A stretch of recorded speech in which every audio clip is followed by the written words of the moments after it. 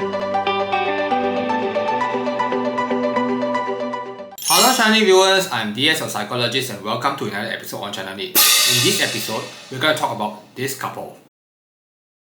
So a fun fact before we start, I actually know this couple personally, but our last interaction was at least 10 years ago. So if you are watching this episode, probably you already know the backstory of this couple. So just to give you some background information anyway, Ms. Koh is the founder of Healing the Divide. I think the initial intent of setting up this organization or this group is to heal the divide between those who want to be vaccinated and those who do not want to be vaccinated for whatever reasons there are. Maybe because at first when there is this COVID-19 vaccination, a lot of people who decided to adopt it, have it administered into their body, find some animosity against those who do not wish to. So that's why I think that was the original intent of this group. However, as the time progresses, Ms. Koh and her husband Mr. Ng have been found to post a lot of comments such as this type. So there may be a lot of reasons why they want to post such comments which seemingly seem to be a bit insensitive. However, I think that a more logical way to look at it is that they want to also demonstrate that the existing COVID-19 vaccinations are harmful for our human body. Because many times you will see in Ms. Koh's or Mr. Ng's posting that the word vaccines is being used. So this shows their skepticism over the COVID-19 vaccination. However, it is this kind of a posting which comes very regularly that seems very disturbing, because from a scientific point of view, at least from the psychometric point of view, this is not proof that the vaccination is invalid. And this is where I will come in. What Mr. Koh and Ms. Ng have committed is what we call a confirmation bias. Confirmation bias is this tendency for you to only look for evidences that confirms your own hypothesis while ignoring sometimes blatant information that shows otherwise. Take for example, if for some reason you really dislike Lionel Messi, so you think that he is a very lousy soccer player, you will always look for confirmation that he is a lousy player. For example, if he fails to score, you will say that yes, you see, he's a lousy player. But if he scores, you will think that, hey, this doesn't prove anything, he's just lucky this time. So confirmation bias does not show anything, it's just your tunnel vision or one-sided way of looking at things. However, from a very objective point of view, Ms. Koh and Mr. Ng have a valid point. The vaccination could be invalid, but what is a better and more scientific way of proving this? We have to use the chi-square method. The chi-square method is a very potent statistical procedure that can be used to test many hypotheses. Just to give you an idea how it works, from the MBTI point of view, people are divided into 16 types. So 50% of the population roughly belongs to the P type, and 50% of the other population is the J type. Suppose I, as an MBTI expert, think that P types are lower types. They are lousier people. Of course, I can say that, but what is the way to prove it? We can, for example, try to operationalize this. So maybe lousier can be operationalized or defined as people who are maybe in jail or who end up in jail. So of course, this is just an explanation, this is just an example given. Some people who go to jail, they did not really commit any crimes or heinous crimes. So remember, for academic purpose only.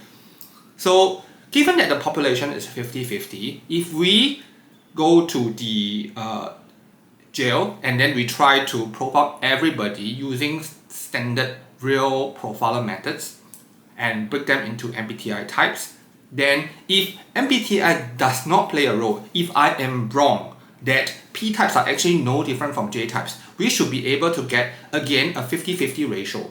If for every 100 inmates, then there should be 50 J types and 50 P types as well. However, if we get something like 80 P types and 20 J types, and then this result is statistically significant, then my claim is correct that P types are actually lower types. So in this case, many people who make very insensitive comments about racial, ethnicities and all of things, actually they can also be proven. So let's come back to the vaccination problem over here. If Mr. Koh and Ms. Ng were to show this is correct, that their claim that the vaccination is invalid, the correct way to do it is by chi-square method, whereby they take in all the data of people who have died recently or within this span of years and then break it into the ratio that I've actually described. So for example, if 10% of the population are not vaccinated and 90% are vaccinated, then they can actually, for every 10,000 people who actually died prematurely or due to untimely events like cardiac arrest that is abnormal and etc., if the vaccination did not play any role, they should still get this ratio of 10:90. However, if they get a ratio like 5:95, that means to say, it seems to skew towards those who got vaccinated, so they will have a higher claim that their hypothesis is correct. Doing by this kind of a method whereby is he vaccinated, is she vaccinated, I don't know what their point is. They might be collecting data this way, I may have gotten them wrong, but here comes another problem. Even if you have proven that by chi-square method that those who actually got vaccinated may have a higher risk of dying, it also does not show anything. Why? Because we have this phenomenon called multiple treatment interference. In actual fact, we are not running an experiment, so whatever really happens is natural. So there are a lot of confounding variables around. Confounding variables are other possible explanations for the same thing that has happened. So for example, a slimming center can claim that our clients all reported at least a 10 kg loss in weight. So therefore, our slimming method is good for you or is valid. But in real life, in reality, people who really want to slim down, they don't only go to your center. They might also have a diet, they might also go exercise. We do not know which of these components actually played the major role in actually slimming down. So for the purpose of explanation, let's assume that those people who did not get vaccinated actually have a lower death rate compared to those who got vaccinated. There are also possible other explanations for it. For example, you might not want to get vaccinated because you already have an existing problem, and because of that, you are extra careful. For example, we know that HIV patients, they do not go to the swimming pool because the swimming pool is usually a more contaminated place. So given that you are already sick, so you might be tending to yourself more, so therefore leading to a lower death rate.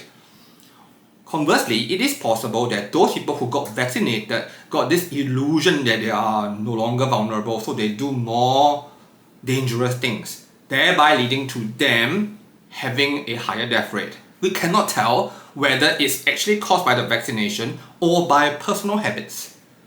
So in a sense, the hypothesis that the vaccination does not work or the vaccination works cannot be proven. So this is actually a very simple video. I hope that this video actually gives you some idea that sometimes we have to look into another aspect, the psychological aspect or the psychometric aspect, when arguing about certain things instead of blindly going about your way of proving your point.